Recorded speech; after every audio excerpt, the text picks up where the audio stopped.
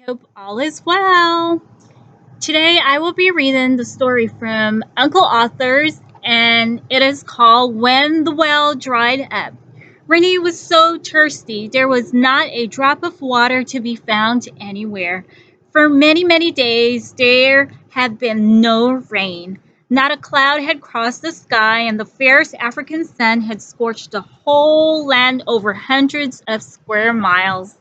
The river and streams had dried up, and now the deep well close to the farmhouse had run dry. Renee's daddy did not know what to do. He had worked very hard for many years to build up the home and to develop his land. Now it seems that he was about to lose everything.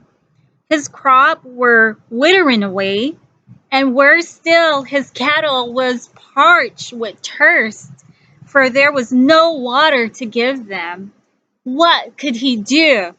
Calling his family together, he told them how serious the situation was and that he was going to ask Jesus to send rain. So they all knelt down, mother, daddy, and Renee, and her baby sister. And together they prayed as they had never prayed before. Father and mother both prayed very earnestly that Jesus somehow would send rain to save the crops and to spare the herds of cattle. When it came to Renee's turn to pray, she did not say just what mother and father had said. She said, "Dear Jesus, if you don't send rain, please send some water into the well." Daddy smiled because he could not see how water could come into the well if it didn't rain. But Renee did not think about that. She believed that Jesus could do anything. And when they all got up off their knees, she said she was quite sure that Jesus was going to answer her prayer.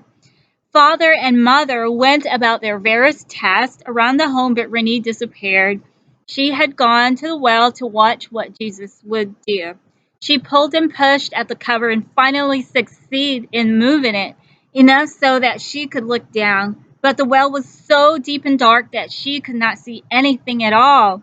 Picking up a stone, she dropped it in and listened intently. There was a moment of breathless waiting. Then, splash!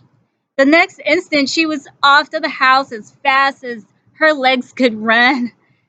Jesus had sent the water, she cried. Jesus had sent the water. Father couldn't believe it, but she was running to the well to see what mother and the farm workers close behind. He dropped in another petal, and there was another splash.